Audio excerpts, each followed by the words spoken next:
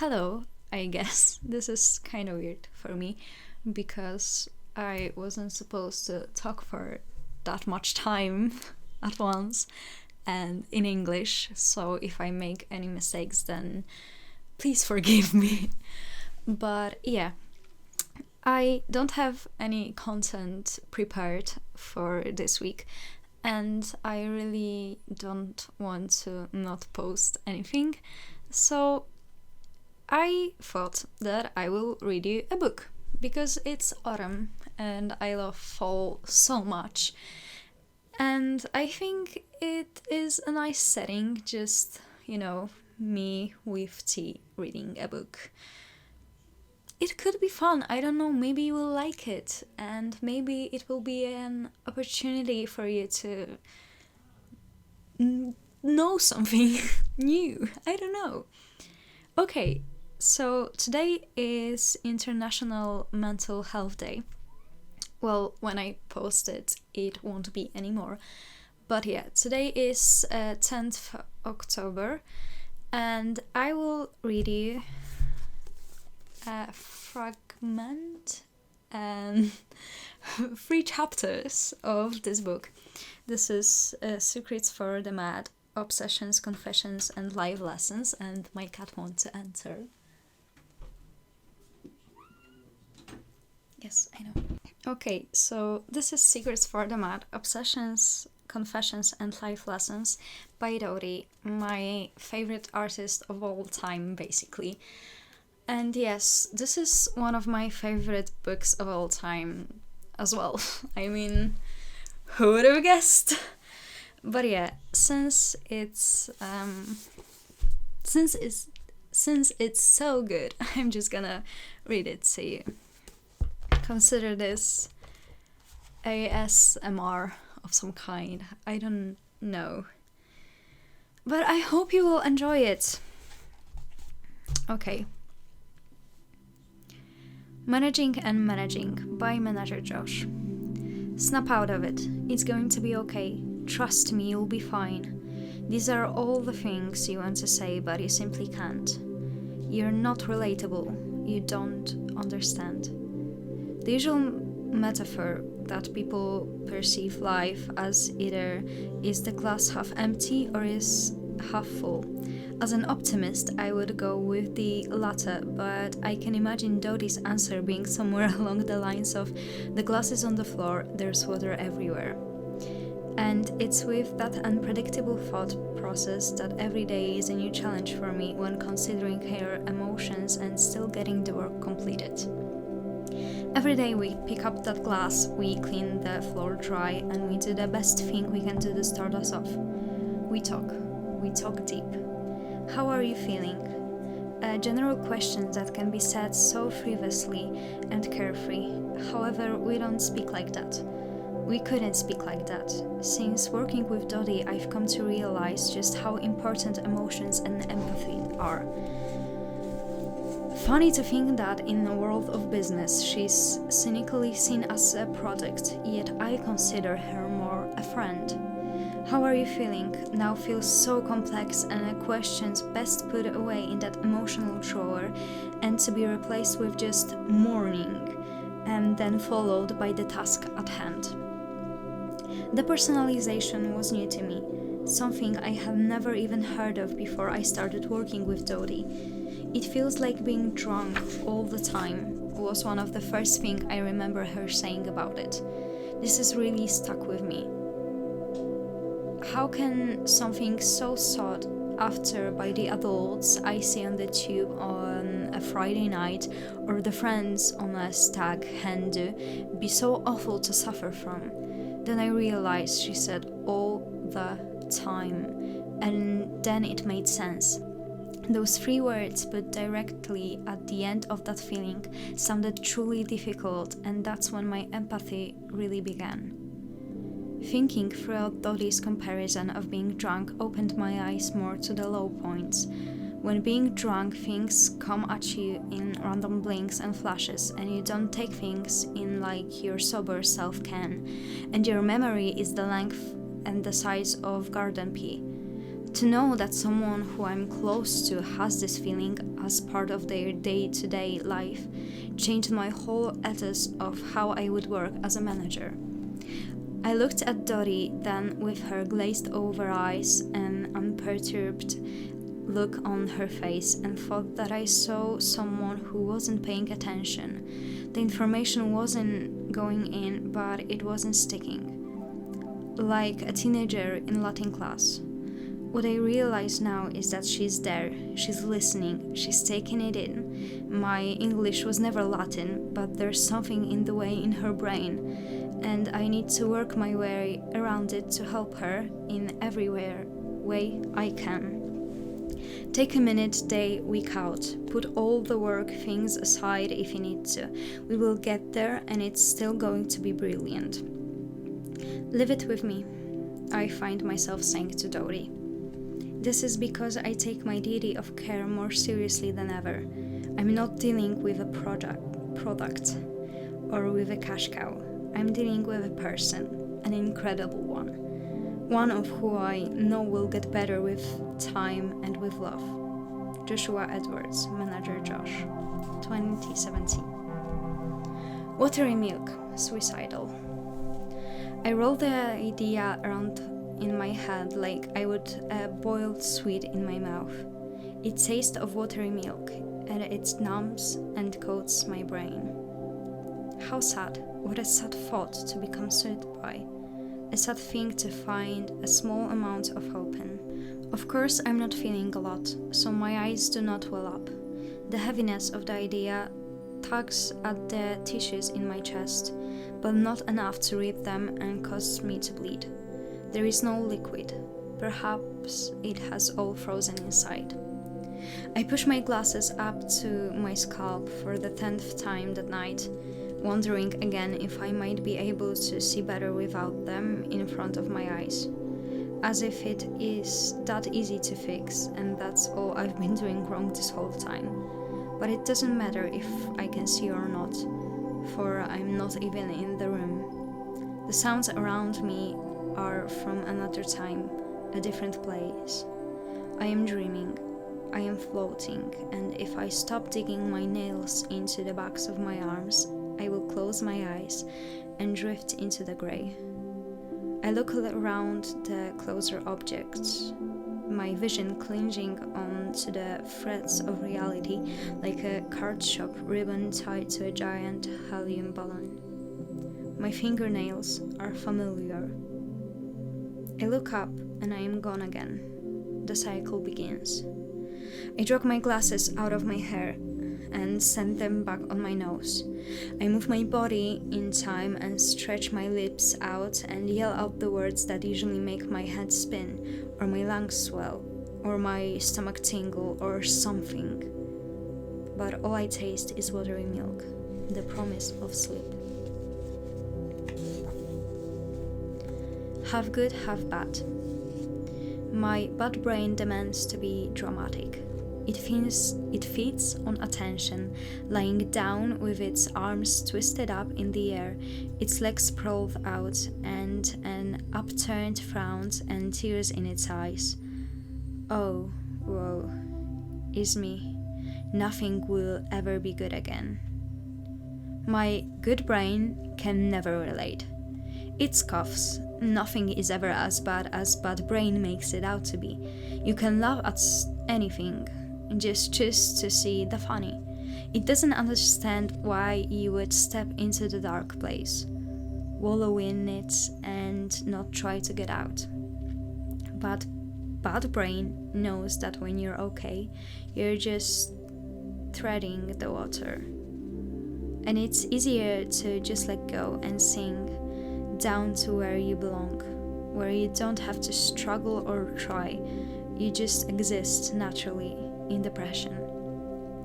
People experience their mental health problems in different ways, but for me, I flick back and forth being optimistic and utterly hopeless. Luckily, I've got to a place now where I can recognize when I'm spiraling, and I know I should at least try to ignore the loud voice in my head that tells me this is all I am and will ever be.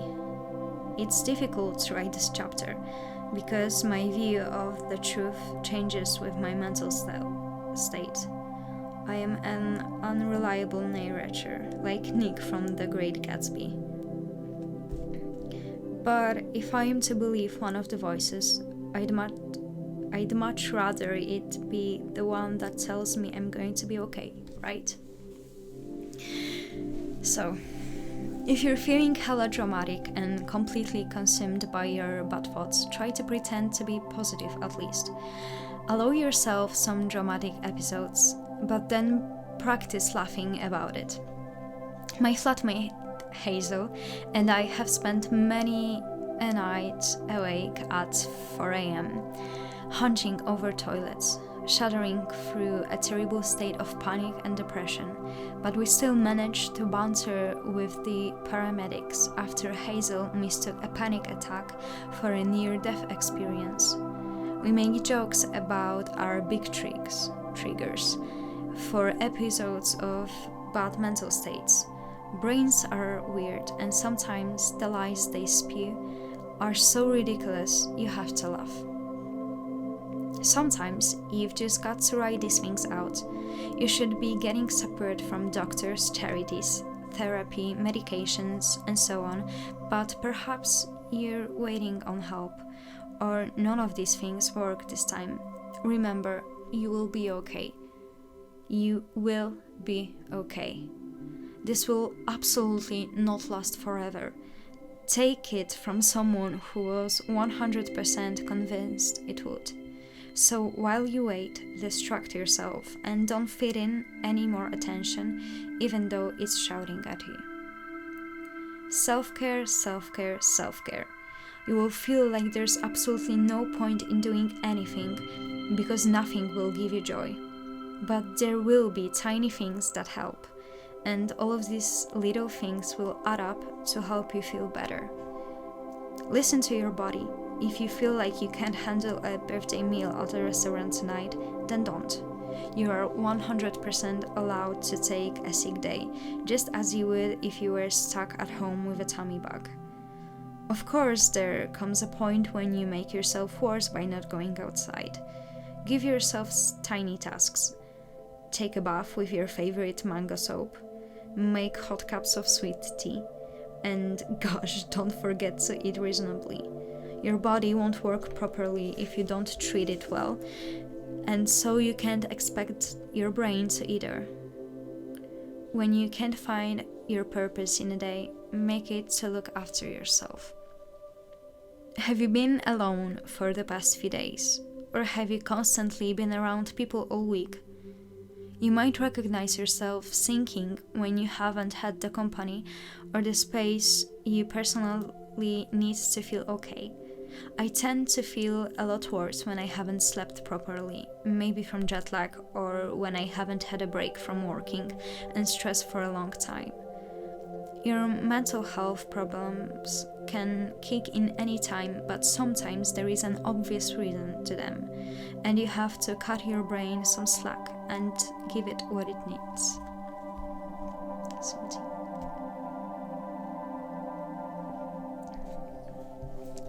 Don't give up hope. There's always another pathway you can take. You're learning and growing every day. Think of the difference between you now and yourself from years ago. There is so much time for you to find out ways of helping yourself and techniques to deal with your problems. Every time you hit rock bottom, you bring up with you everything you've picked up from the last time you climbed up. As I have mentioned, for a long time I mourned the past because that was the only time I saw myself as happy. I knew it was pointless to hurt over that so much because that's the one place you can't revisit, but nevertheless, I wasted a lot of my late teens obsessing about how nothing would ever be as good as it was before. But through all of that, I learned that brains have a tendency to glorify memories. I still look back on all my experiences with a pang of sadness and longing to return, even the times I know to have been awful. If you are like me, remember that one day you will look back on the time you are in right now with that same sensation of yearning. Try to zoom out and view the situation for what it is, not for the terrible filter of unhappiness you might be looking through currently.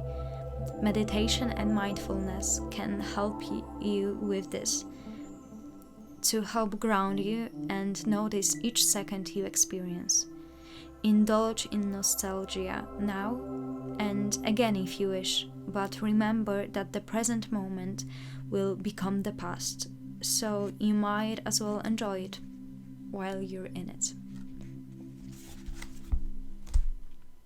So I guess that was it. I forgot to mention earlier that the first chapter I've read was by Dodie's manager, but I guess you figured that out, right?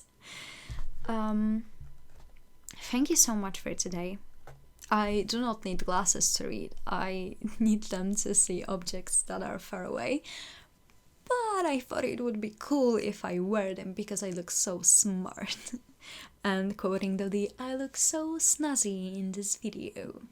And also this sweater is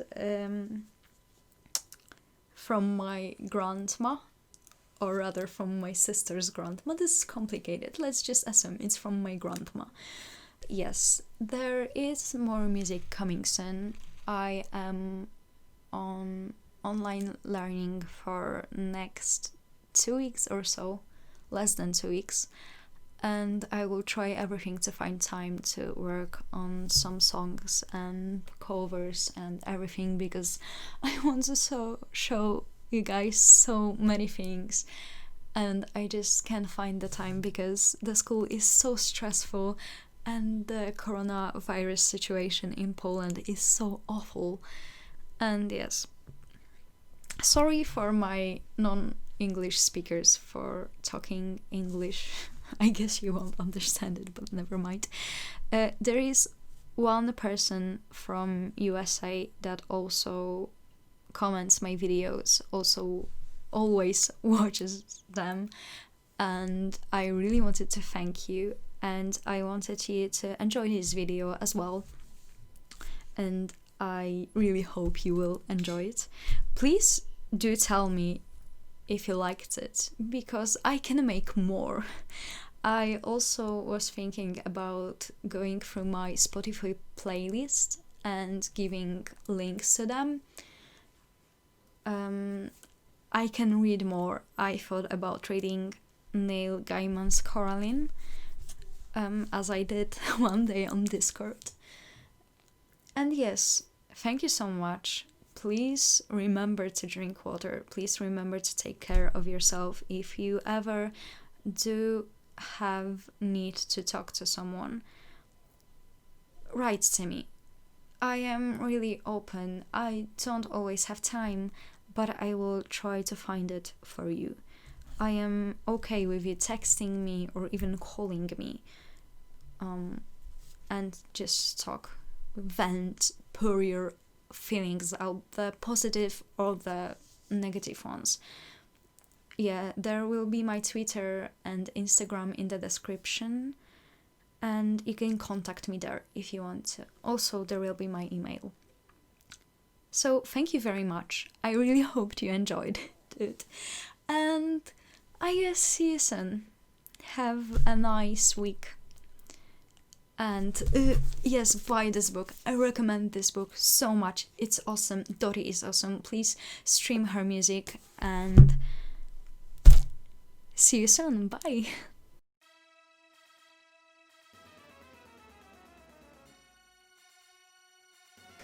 Bella, please don't break anything. Yes. Hello there. Yes, I know. I hate sometimes.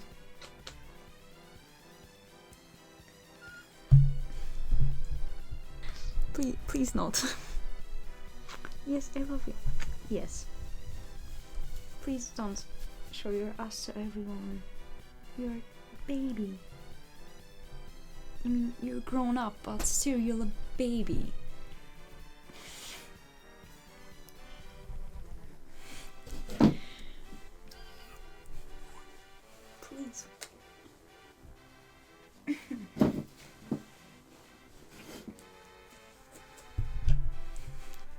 You're so stubborn, I cannot. But please. Lenore. Take her away, please. You cannot make anything. Ale trafię w drzwi. I don't know, keep her busy or something. See you soon, bye.